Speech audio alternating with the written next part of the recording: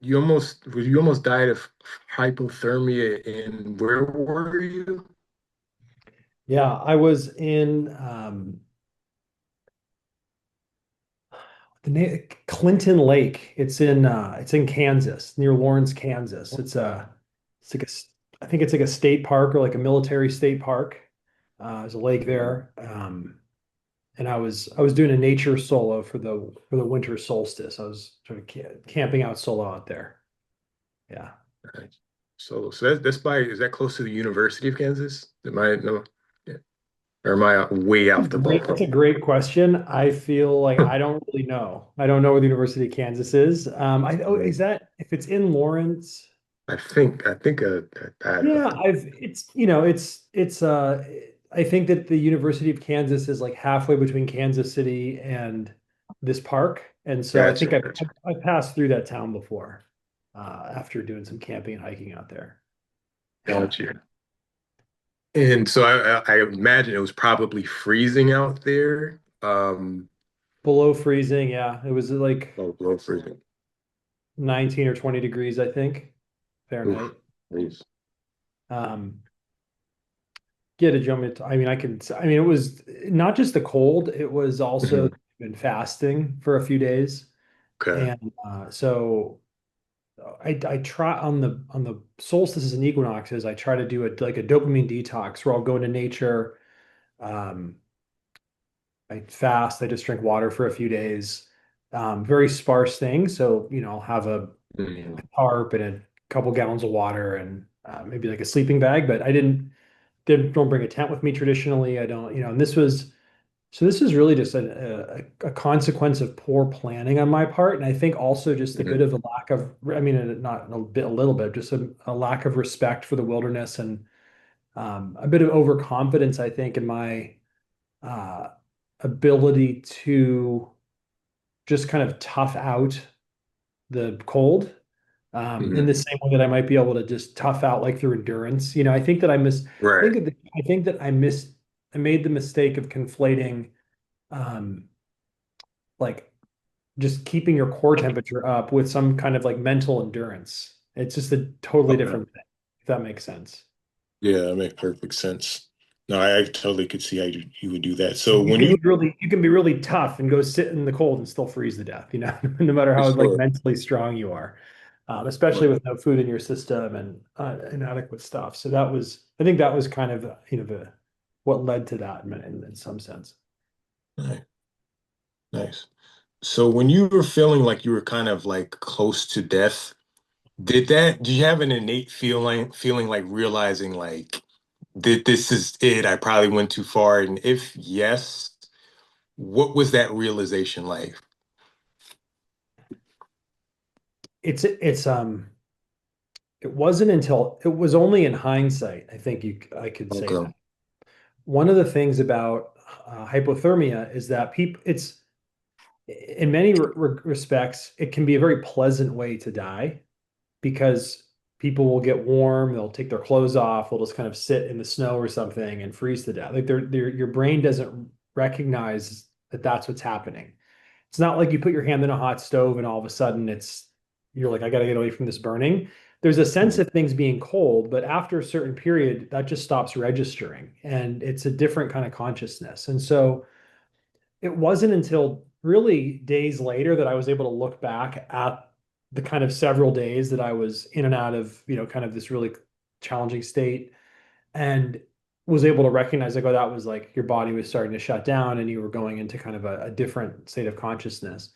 Um, I and looking back at those moments, there was a particular time I was laying next to this fire on the beach there in the cold, and I was having a very like, it was like some in between dream space. It felt like kind of like a visionary state of consciousness, but the feeling was that I was like very close to like the ancestors, to our ancestors, and they were very Nice. upset with me. There was like this sense that as I was looking into the fire, Oh, um, they were just like pissed. And so the way that wow. in hindsight and integrating that, it like wasn't, I think I initially interpreted that to be sort of like a sense of shame, like, oh, they're mad at me because I'm living my life wrong, like I'm doing something wrong in my life, or some moral judgment. And it really wasn't that. It was almost just like, hey, get your shit to get out of here. Like you're coming to you're about to join us here, and like you're not really, Oh, you need to get out of here. It's kind of like, get going. You're not supposed to be here. Or this is afterlife okay. space of consciousness. Um, and so that Good. was jarring in a certain sense. And I think that that contact with that place, without the bigger context of really knowing what was going on, it really occasioned a very deep kind of existential and like life review and inquiry for a few days, and before I really understood what was happening. And so it was quite a challenging time. I don't necessarily recommend it, Right. especially if someone doesn't recognize that's what they're going for. I think that there are some indigenous traditions where people will go out and they'll go to a glacier in the mountains, and they'll have, a blanket, maybe not even a blanket, and they'll fast and they'll sleep on glaciers to kind of enter that state. But there's a quite a difference if you recognize that you're putting yourself into that place intentionally, and like what you might have to face while you're there, um, as opposed to kind of stumbling into it. I think when you stumble into these visionary states of consciousness, they can be quite harrowing in a way that, so similar to like if someone were to accidentally consume LSD or something and they hadn't planned for Right. it. It can be quite a jarring place to find yourself in that realm. I could I could imagine. Speaking of LSD, you that type of LSD, I just want to specify out here, the type of LSD that you're talking about too is you're talking about well, what I'm talking light stimulation device. Is that the Oh, work that you well, do? I try to do a clever transition, but no. yeah. Well, I mean, I've certainly taken LSD, and I have some experience working with it with people professionally, the Mhm. molecule. But the LSD that you're referring to, this light Mhm. stimulation device, is a Yep. um, it's an invention that I created. It's an open source uh, device, a platform to use light to stimulate the brain to change consciousness, and actually does occasion uh, induces or kind of creates a state of consciousness in people that some compare to a psychedelic experience. But it's only through flashing white light. And Wow. I used one of these machines, like, or these devices, a similar device, at a psychedelic conference. And it was very beautiful, opened up my heart. It was like kind of a whole journey. And the price tag was like 50,000 for one of these machines. It's beautiful, handcrafted, kind of Mhm. bespoke thing. But I was just like, all that's really going on here is it's flashing LEDs. This is like 30 cents worth of the thing actually doing the work is like a circuit board and some lights.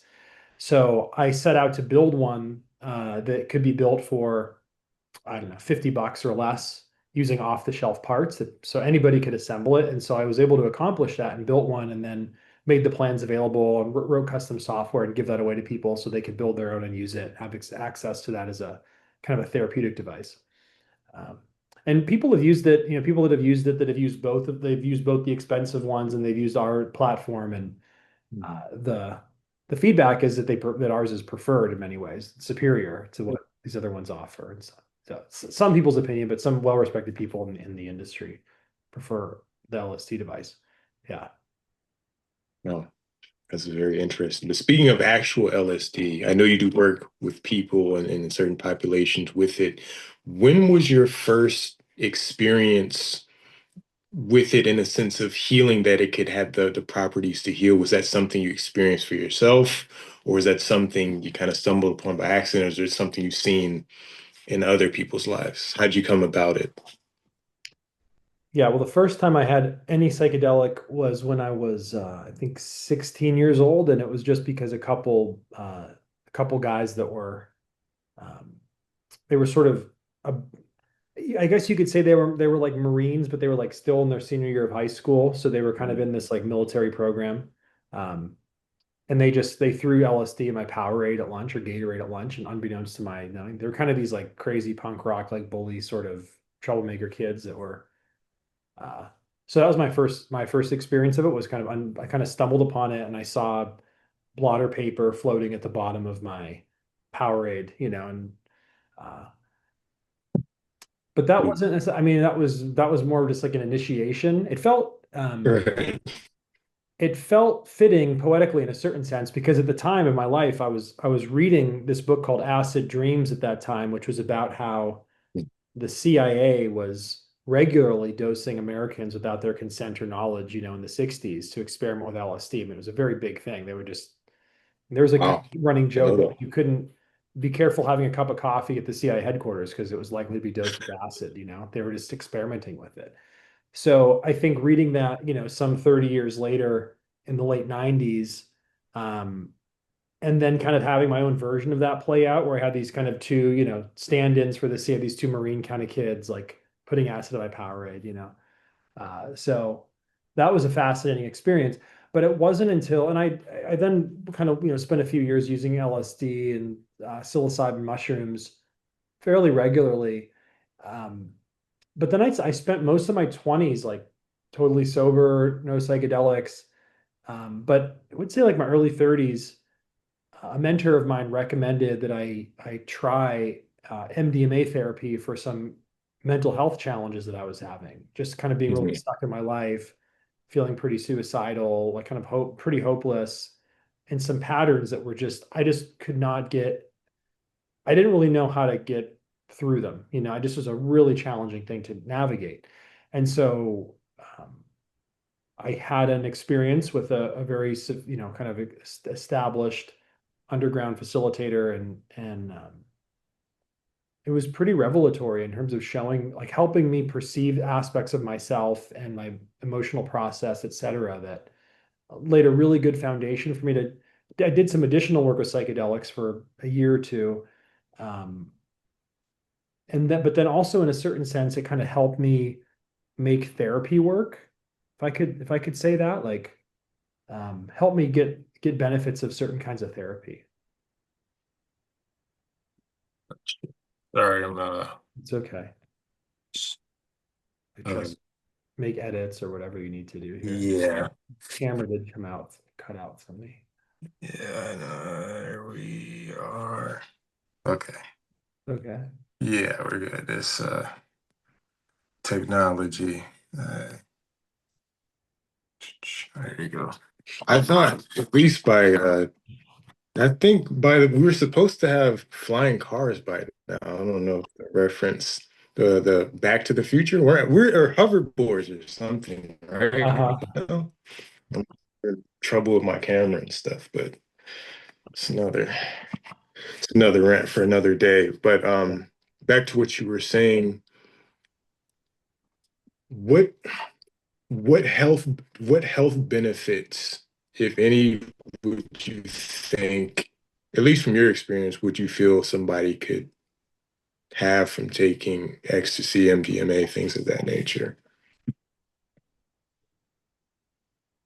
I don't I think that I still like I don't really encourage people necessarily to take I mean, in a certain sense, people might hear my story and they'll feel encouraged that they want to take psychedelics, Mm, but it's not something I ever really feel like I'm in a prescription to prescribe people. I think that I describe my experience with it, and then folks can kind of take from that what they will.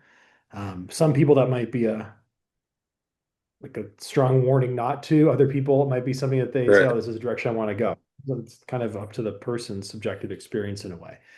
But I think that I think that in used in the best way, and I think that there are a lot of risks with psychedelics, and I think that people talk about those for a second because I think that one of the risks with psychedelics is you take it, shows you this amazing thing, you feel like there's growth happening, integration, et cetera. That same issue comes up again in your life, and um, you kind of just like retreat back into a psychedelic space in a way, like as opposed to kind of just Okay. being with the raw emotional experience of your life. Like there's a way that they can be like training wheels, I think, for people in their Hmm. experience. And so, but I also see like I see the other side of it with people that I think are just they're just escaping into psychedelics, um, Like disassociating, kind of. disassociating, running to think like there's a way that it's like, I'm an advocate for them. I think that we should have access to them and they can be Right. helpful, But well, you asked where I think they can be helpful. I think that they can show you the patterns and they can show you the parts of yourself that are both destructive and also very beautiful. They can give you access Mhm. to some things that maybe have been lost through the development of a personality structure on top of someone. They can give you a sense of what's possible. Um, Mhm. and as long as you don't mistake kind of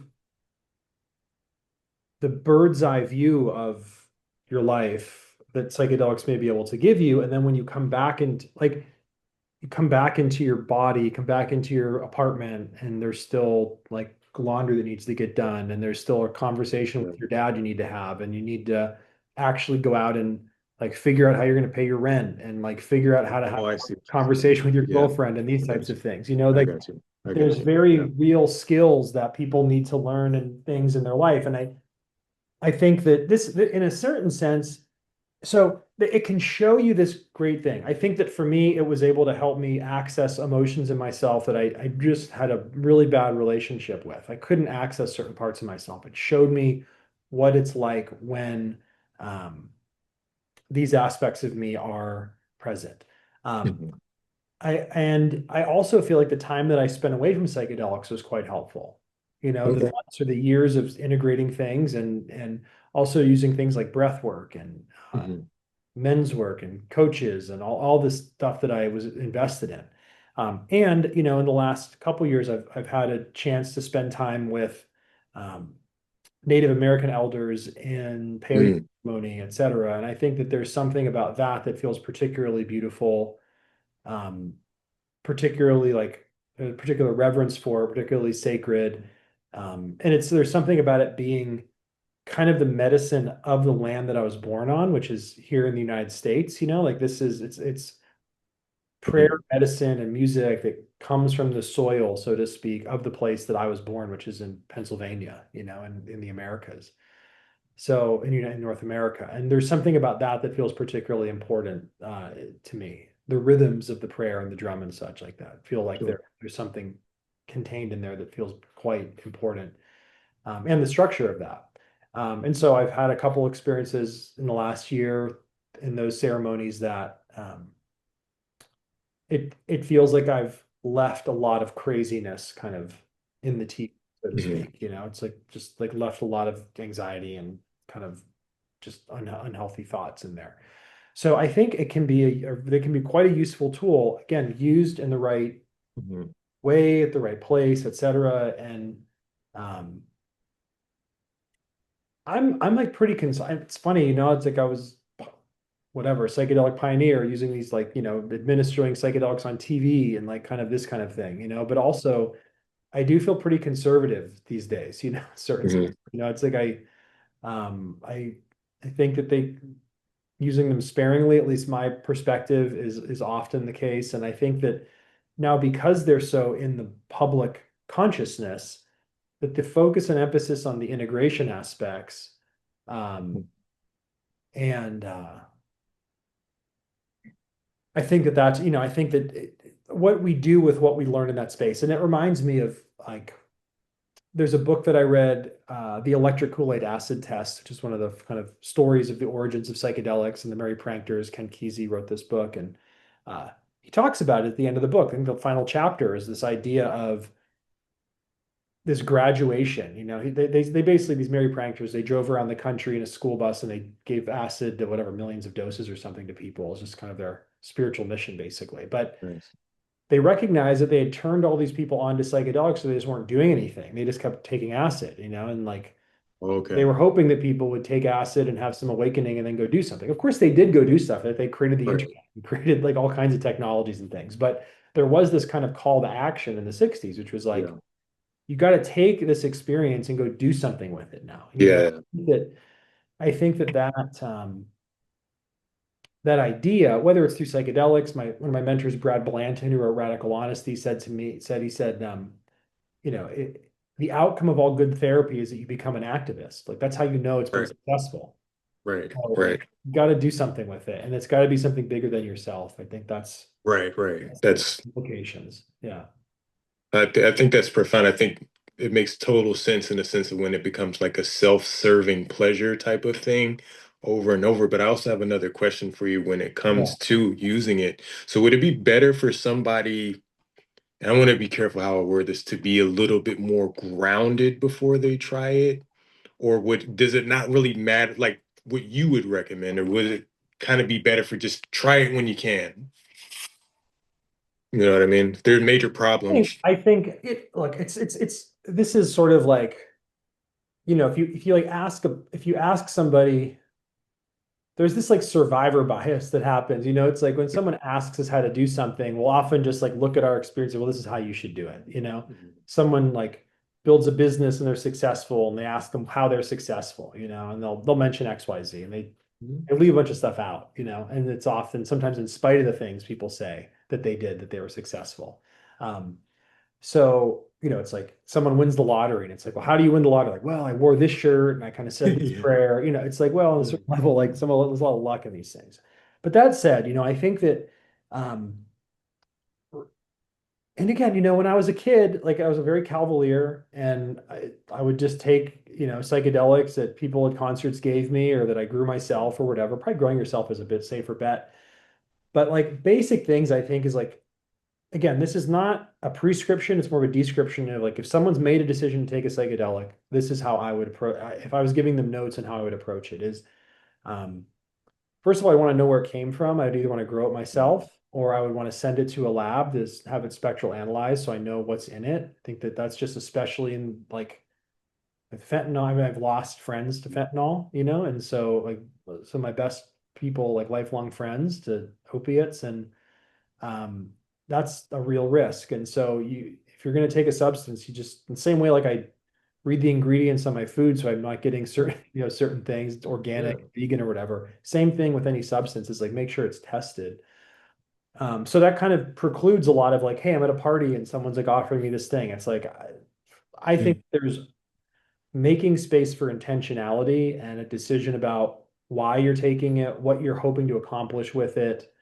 Um, Spending time with like when you sit and you think about taking a substance, what comes up in that moment, like without even before you even taking it, just like being with the emotional experience of like what is in Right. that space, I think can be quite useful. And I think that what that does is it begins to bring someone back into relationship with their body, with their intuition, with a deeper space, which is ultimately I would say, like what we're trying to accomplish with psychedelics is to reveal some deeper part of us. So the more that that can be part of a process, I think. Um, I think also working with someone that is trusted, that can be there for support, guidance, and integration.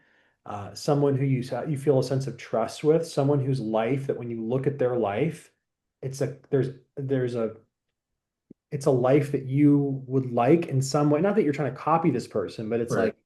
like, are they like healthy or they do they have the kind of relationships you want to have, like I think that that's always a good thing to take a look at is like what's the quality, what's the texture of the emotional kind of space you're stepping into as someone, do you feel safe with them?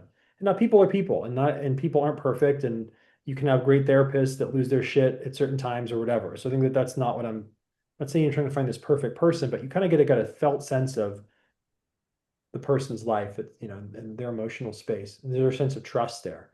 But ultimately, people have to trust their intuition. It can't be because they saw some social media ad or listen to a podcast or whatever. Those things might be pointers in a certain direction, but this is a very personal thing. In a way, can be a very spiritual experience for people.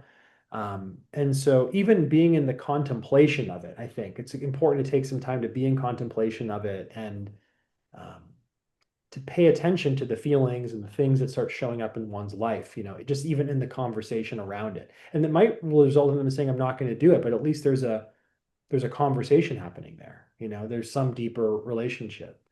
Like when I chose to do peyote for the first time, I was nervous. I was invited. I had months to contemplate it. I was in prayer around it. I talked to mentors. I was curious and I don't confused. mean to interrupt you. Yeah. But for the people who don't know what peyote is, could you explain what that Oh, is? yeah.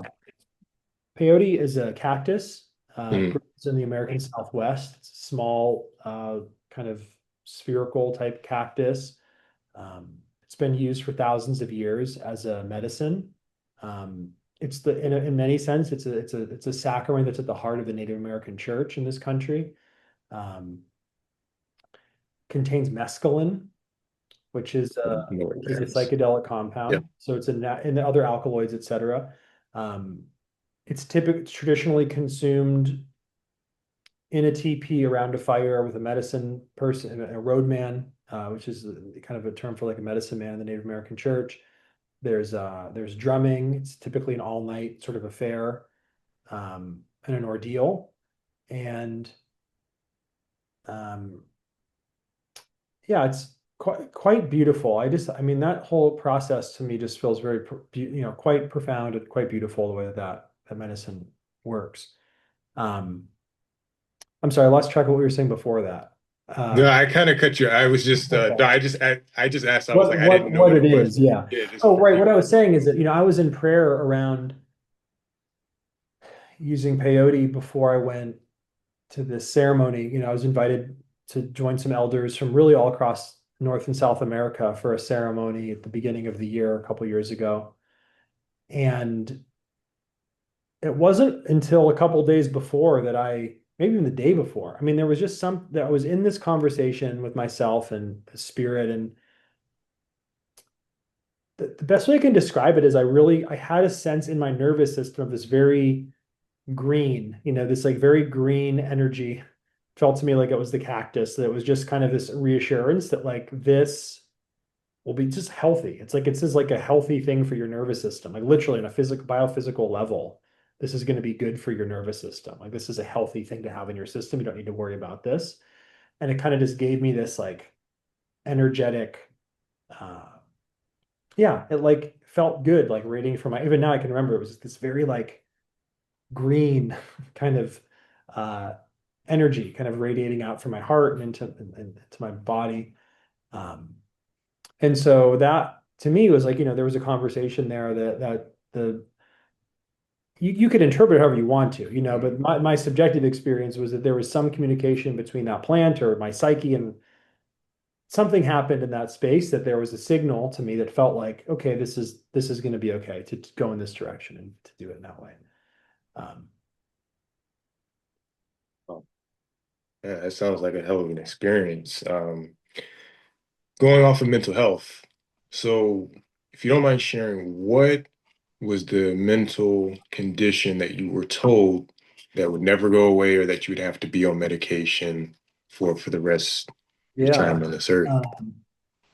Yeah, so bipolar, schizoaffective disorder were like the two primary things, and that showed up symptomatically as suicidal depression, anxiety, manic psychosis, depression. Like it was just kind of a tour of the DSM, OCD type stuff. It was like a lot of these things kind of showing up.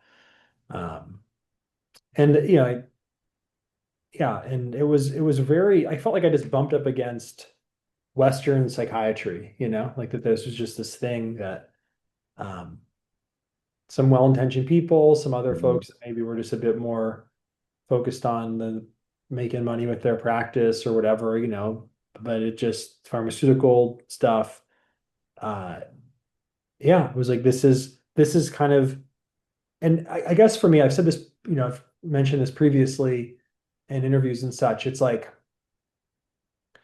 uh, I kind of came to peace with there was a particular dance, so to speak, that I was doing, And when the tribe of psychiatry looks at that dance, they say, well, this is what we call it. We call it bipolar. We call it schizophrenia.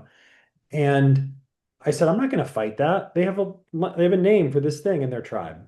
They call it this. This is what they call blue or red or whatever. They've got a different word for it. They call it this particular thing. Not fighting against that. It doesn't make any sense for me to fight their language. It's like that's their language, that's their culture they're working with. But what I became quite concerned with was the foundation on which they built their sort of prognosis or like what you should be doing with that Mhm. dance. Um, and I essentially read, you know, it feels like I read every single research paper I could get my hands on over a 90-day period. You know, I did this kind of full medical literature review of anything that had to do with depression, suicide, et cetera, bipolar, um, and the medications that they would prescribe you. And it just didn't shake out to me. You know, I was reading this stuff and I was like, this is barely better than placebo, if at all. Mhm. And it seems like they really worked hard to kind of get stuff in approved that really was just could have just been placebo effects for people. Um, in particular with SSRIs, it was like what I recall reading was like the standard for other drugs became not placebo but just SSRIs, and so they were able to like get this one drug approved that Mhm. basically was placebo. You can make a really great case that it was just like a placebo effect. But then, as long as you demonstrated that your product was as good or better than that one drug, then that became evidence for all these other things. So it was kind of this like Wow. it was kind of brilliant from like a Hmm. marketing perspective or something, you know, like Sure, sure. legislative strategy for a business that's operating at that kind of level of consciousness, you know, just trying to get stuff approved. Um, However, I just was like this, it felt to me like, have you seen the movie The Big Short about the real estate bubble? I think I've seen who's the main character? Steve Carell is in it. I think I've seen it. I'm It's not. it's about this real estate crash, and basically what happened was somebody, a trader, has this insight. Like he recognizes that these credit default swaps, this like financial tool that everybody was trading, you know, in Wall Street, they were built upon mortgages that were just like total garbage. So that they really were like these mortgages were going to start defaulting because the foundation of which they built this entire financial instrument that the entirety of Wall Street was Yeah. ratcheting up and trading was just totally bankrupt. So the underlying foundation was bad. And that's how I felt looking at the research in terms of this field. I was like, there's a lot of shaky things getting built on top of a foundation that just felt very um, in many ways unscientific, in many ways really kind of uh, ungrounded. Um, and if you would talk to psychiatrists and they would have this narrative. I mean, this was like in the late, it's like 2011, 2012 time, Hmm. 2012. And they would say things like, you know, this person has like a mental imbalance or something, you know? And that's an interesting theory. Never been Right. proven. Never been proven that someone has an imbalance. They have like you have a deficiency in Prozac or something. It's like not a thing. Right. Um, and if you push them on it, they say, well, it's more just like a metaphor we use to talk to patients, et cetera. Um, and you would look at like the American Psychiatric Association, and they would say, like, we have no idea what causes any of these things. Wow. An official position. So I started to kind of look at that and say, um, well, there are some alternate perspectives. You know, there's the perspective of like the more shamanic perspective, you know, however you refer to that, this indigenous perspective. And I think that in many ways was this idea that, you know, kind of this there was a kind of a saying like the schizophrenic sits at the seat at the table that no one else is willing to sit at, like in the tribe. Hmm. Like And that. I started to kind of look at things from that perspective, you know, that okay, that there is, I certainly have a different, I'm certainly doing a dance that is different from most people. I'm certainly living in a state of consciousness that's dramatically different than most people. And it's really painful, right? Those Right. things are true. But if I want to have like a long-term quality of life that really wasn't offered from what I could tell from from the psychiatric model, especially in 2012, um, I was like, there's got to be another way. And so I had this vision of myself, this mountain, you know, climbing this mountain, kind of doing it like an Everest that wasn't guaranteed. I mean, I thought that there was a risk that I would go crazy or die or commit suicide or something, but it felt like it was worth it to me to try. I was Mhm. like, you got to try it. Your heart says you got to try this alternate path. Very lonely. People were upset with me. People, you know, cut me out of my girlfriend broke up with me. She was actually a psychiatrist, a practicing psychiatrist, and was like, you can't, you know, this is not a thing you can do or whatever. Um, and I took on this alternate perspective and I said, well, you know what? I can give value to my experience. I can trust that there's some kind of useful information in this experience, not just for the tribe. Um, and I mean, I went really deep into like practicing gratitude. I read that if you just like wrote 7 gratitude letters, that was as effective as Prozac. No one prescribes it, but it has the same neural rewiring for people if they just write 7 letters and go read them to people in their community. Um, Wow. I had no idea. I had no idea that it's that. I knew it's powerful. I didn't know when you put it it like seems that. I mean, that's it seems to me jeez. to be the most that gratitude practice seems to be the most effective thing. Like in terms of return on investment, talking to entrepreneur, we'll talk Mhm. about ROI, return on investment. Right.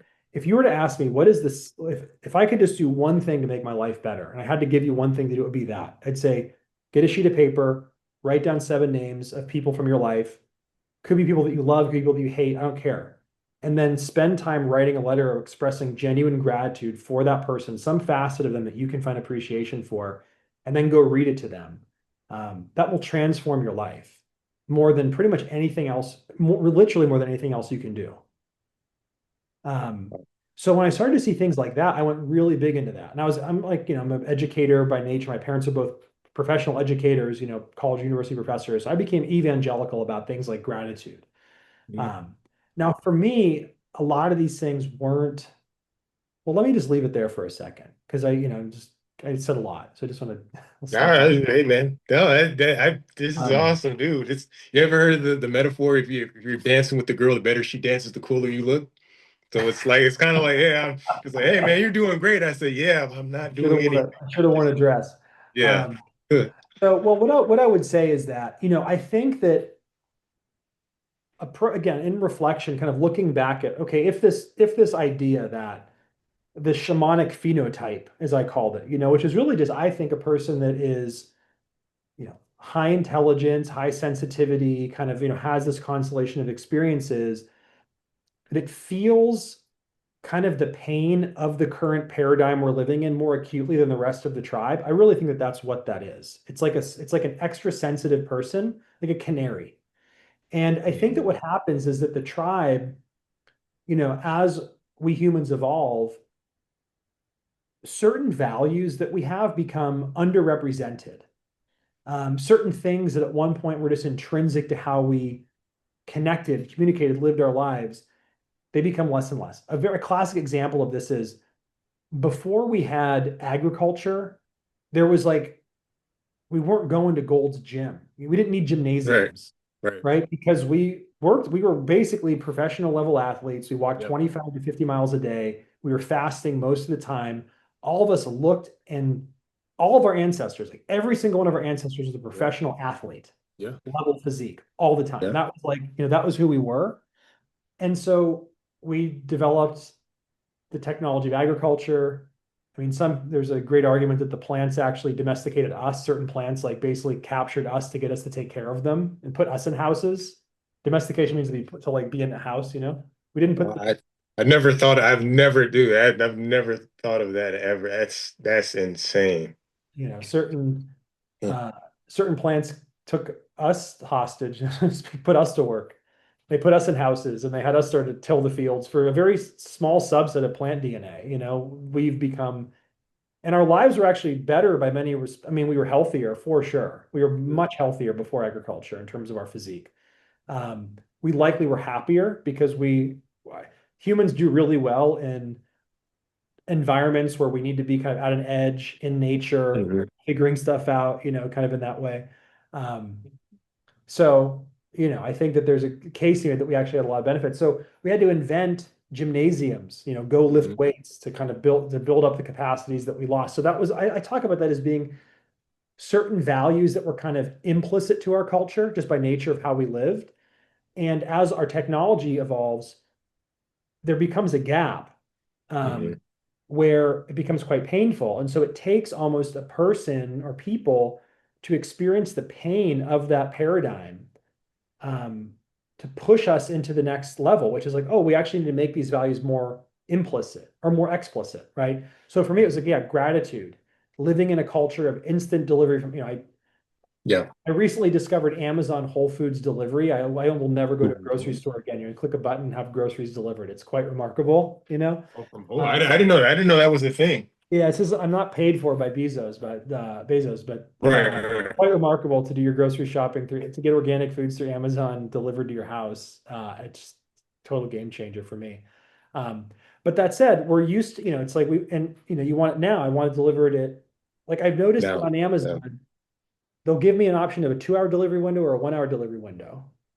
And it's like 6 to 8 or 6 to 7. And I always pick the 6 to 7. Like I'm like, I Mhm. just want it now. Right. It's like Yeah, now. the Right. instantaneousness of culture to me says, and also the swipe culture, kind of this Right. disposable culture, the instantaneous culture. I think that created a gap between gratitude. I've said this to you go fast in the woods for 3 days and you come back and you eat, half an avocado with Oh, yeah. chia seeds or hemp seeds and stuff Mhm. on it.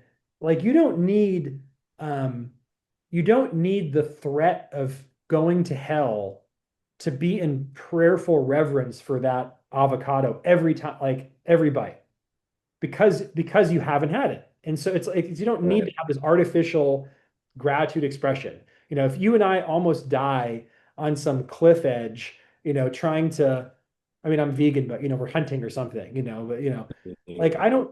I'm grateful that you're there with me. Like I don't need someone to tell me to go write you a Right. gratitude. There's a sense of like a real felt gratitude, but I think that so gratitude became underrepresented in a sense in our culture. So I went really big into that. And I think that what I've recognized, and I think a lot of the reason that my work is a, you know, so-called healer or whatever, it's just I mean, I become more of a coach, it's a coach for the game of life, I guess you could say, in a certain we're all kind of playing this thing in some way. Um, It's just that I had to figure all these things out. Like I didn't have a choice. I had to figure out either go on super intense psychiatric medications your entire life or figure it out other. There was no like middle path, right? Mhm. I had to figure out like very specific ways of communication, relationship challenges, et cetera. Because for me, these things that many people could just endure were so amplified in my own life that it was almost like either I had to figure these things out so that I could have any sense of surviving. And so I had a much higher definition understanding of looking at the pain that I was in, looking at what was happening in my own life and culturally, et cetera, that was causing that. And then as a byproduct of that, you want your community to be healthy. Part of my own health is my Right. community. So of course I would want the people around me to understand how to master and navigate their emotions and how to have healthy relationship and how to, you know, I've had friends that have had like psychotic breaks and like, to be able to be there with them to help them not get put on lifelong psychiatric medications and to navigate that with integrity, et cetera, despite the pressures from family system and things like that, and to come out the other side of it a better person for it and to be a stronger. So all these systems, my family system stuff. I mean, there were many micro summits or Mount Everests, relationally, internally with my family system. Um, that I felt like I had to summit for my own survival. And I think that when you summit a mountain like that, there's a way of wanting to support other people in some small way. It's like, if and I knew that going into this, that like it wasn't just for myself. Like I was basically making maps for myself to test out and use, but then also to share for other people. And I think that ultimately gave me the motivation to be able to uh, navigate these things. Mm. Uh, Wow. and I think that the outcome of that was like um, I my subjective experience of life is I really just feel quite grateful. Not that I don't have an off day here and there, something where I'm kind of grumpy or crunchy around something, but I feel like I've got enough reps in of being in that place, figuring out physical health, figuring out diet, figuring out meditation, breath work, figuring out relationship has been such a huge thing for me. It's been a lifelong kind of challenge of how do you build healthy relationship and the communication patterns to support that. But I found that like investing in these things, you get to a certain level of critical mass, and then that area of your life that kind of is an albatross or like feels like it's just such an energy suck, it becomes generative. It's like you got a Okay. flywheel, I guess you could say, happening in each of these areas of your life where you put this energy in, it's like, oh, it's draining and draining. But then all of a sudden it's like, well, no, like, yeah, having challenging conversations with my girlfriend always leads to something better and more energy for me and more Right. capacity to go and do creative stuff, you know. But I couldn't do that previously. Those are kind of things that would just knock me offline for months or years previously, going through a breakup or something. Yeah. So I think that that kind of approach of the synergy of these systems and professionally, it's just fascinating to me that like I've consulted for therapists, consulted for doctors. People have sent me their more challenging cases they couldn't work with. That I've been featured alongside the world's top psychiatrists on PBS for doing trauma to Nice. people in these non-traditional ways. And um, it's just to kind of, and I think as I've healed my relationship to that institution, there's been more opportunities to just see really interesting, cool people that I can collaborate with and that are open to change and actually want to be able to do things in that way. So I think that was part of it too, is like healing my relationship to these institutions, or at least my projections of what these institutions represented inside myself, so I could actually go in there and do some work. Um, Final thing I'll say is that that speaks to this idea of um, diagnosis as a dharma and not a dogma. Ooh, like that one. Clip that one. Like that Yeah. that you get diagnosed with something, someone says you got XYZ, and dogma is like the result of someone else's thinking. It's Yeah. like, okay, this is how I'm gonna live my life, and I'm gonna do these things and take these medicines, and I'm gonna tell myself I'll never have this, this, and this, and I'll kind of cope in a way. This will be Hmm. coping with something. Versus a dogma for me was like, okay, this is like my work to do. Like this is Right. supposed to fucking figure this out. This is a Yeah, for sure. problem. There's a solution to it, and I don't know what it is, but it's my job in a way to figure this out if I take it on, and that's the path that I'm supposed to take with it. So Yeah. No, I have a lot of clips I can use for this. I thank you. I have one final question for you. yeah, yeah. What is the worst movie you've ever seen? The worst movie, Yeah. um, in terms of like just done really poorly or like just like Just broke my just heart. like this you just like this is awful. This is just like I can't believe they're passing this off as this. It could be a TV show too. It could even be if it's not that, it could also be like a movie or something. Just something where it's like this had no business being like who passed this off? This wouldn't pass inspection.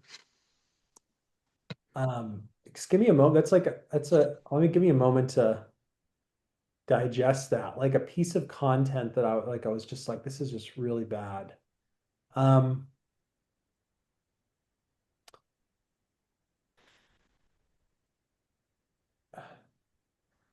they're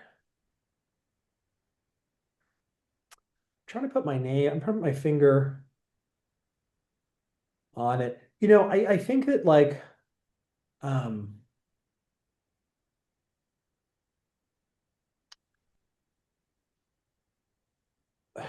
there have been, I don't know if I have a name. The name is blank. There's a couple movies.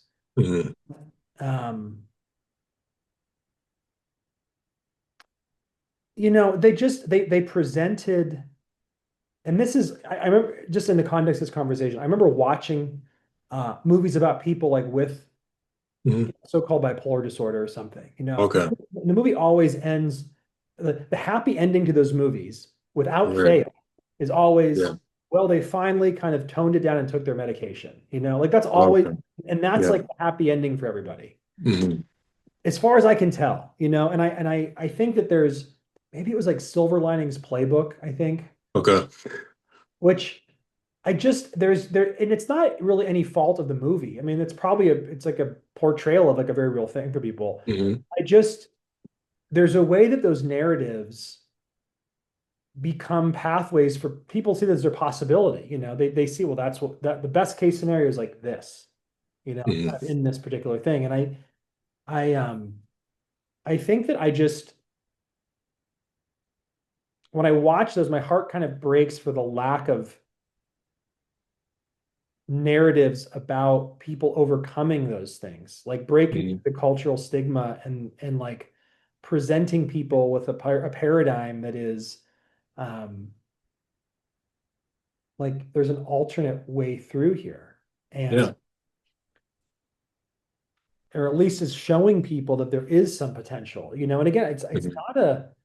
it's not like there's something for me about it that it feels like it's an impossible path or a dangerous path in the sense that like um there are no guarantees, you know, like it is a Mount Everest and like you can climb Everest and you can train and you can go with Sherpas and guides and like there's you will pass the you know the frozen bodies of people that failed climbing Everest when you summit it. Yeah. It's a very real thing. And so when I see um I see people like Kurt Cobain, for example, or I Yeah. see Tony Hsieh from Zappos, or I see these like visionary people that didn't have didn't have the right context to help them bring that genius to a new level and sustainably in the world, you know, in a certain way. Um, yeah, my heart breaks around that, you Yeah. know. But those are the people that we're going to encounter if we kind of take on these things. So I think it's just a general like I wish that there was more um, art expressing. And this is I'm like, oh, maybe I should write my own book about this or something like, Yeah. but just because for me, like listening to the handful of podcasts or like reading the PDF that some guy put together that had like one psychotic break and then healed it.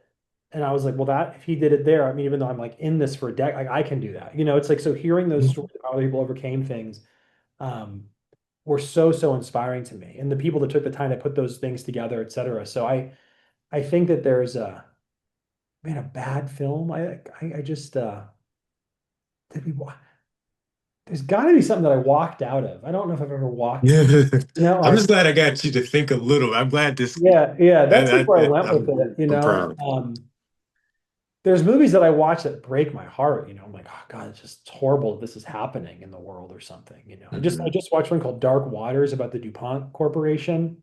Oh, okay. True story about like them Yeah. poisoning a whole town and like people and their employees and just like insanity with Is that that. in New Jersey? New Jersey, I yeah. know somebody who's actually been affected, I know somebody you're talking about it. It's like who actually got testicular cancer because you From that. usually don't get it later on in life. He's like, he got Right, it.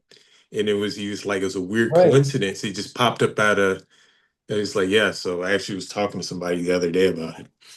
Crazy. Great film, but also like heartbreaking, heart Yeah. in a sense in that way. Uh, Yeah. so I think Mm. that's what I got for you. If I think No, anything else comes out, yeah. I'm there's a here. lot of stuff that I screen out early, It's like I do often find like, man, I put on Netflix. It's like there's either just an endless sea of things that like I'm just like I don't want to watch any of this stuff, or I'm like, oh, this is gonna be like a 10 season incredible story, like, the most Mhm. cutting edge technology and like resources to like capture my consciousness for a period of time, Mhm. for a week of my life or something to maybe binge watch this whole thing. Uh, but I think good storytelling is quite powerful. Um, Well, actually, I would offer as a gift to anybody in your audience, if you'd like, I'd mhm. probably gift them. Um, Absolutely. I did Thank this you. book.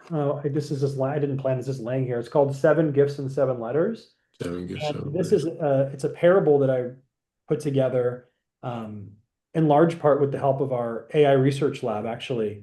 But it contains within it that process of the seven gratitude letters for Okay. people. And I'd be more than happy to send anybody a digital like the digital e-copy of this book. Yeah, I Um, appreciate it. if they Thank you. just shoot me an email or Anthony at 175g.com, I'd be happy to gift them that. And then the back of it is you can just the back of the book has the gratitude work practice they can go through and they can go through. Awesome. They want to skip the book. The parable is really just to sell the practice. The practice is so Mhm. important that I wanted people to um, do it, you know? So it's like, okay, create this parable, they'll read it, they can experience the transformation vicariously through some other character. But it's meant to be sort of like, you know, kind of like The Alchemist, like a kind of a timeless book Mhm. of transformation. So, but Um, happy to send that out to anybody in your audience Thank to you. them. Oh, thank you. This has been prolific. I've you just kind of piqued my imagination again. So I have one small question that Yeah, might not be, but I thank you. How are you on time? I'm just checking to see that I'm not. I think my next thing is I think I've got time. Let me just double check my calendar here. Yeah, I'm good. I This is have one. Yeah, oh, I have one final question for you as well, too. And then, should we, the people, I know there's a lot of skepticism around AI. We're talking about it. Should people fear AI? should they fear AI? Hmm. Um, you should fear AI, but you maybe shouldn't fear your fear, you know, in that sense. Like, Hmm. I think that, you know, it's like, should you fear the wilderness? It's like, it kind of depends on your relationship to fear. Um, Okay. you know, like there's this, we should respect it for sure. Like, Hmm. it should certainly be respected. If we're not respecting it, we should be terrified of it. I think that's for sure. Um, and what both for humanity and also for our individual lives. But I think that the bigger promise of it is like it's, you know, we've like discovered fire. So there's going to be Hmm. forest fires and there's going to be, Right. you know, a lot of shit happening as a result of it. But it's I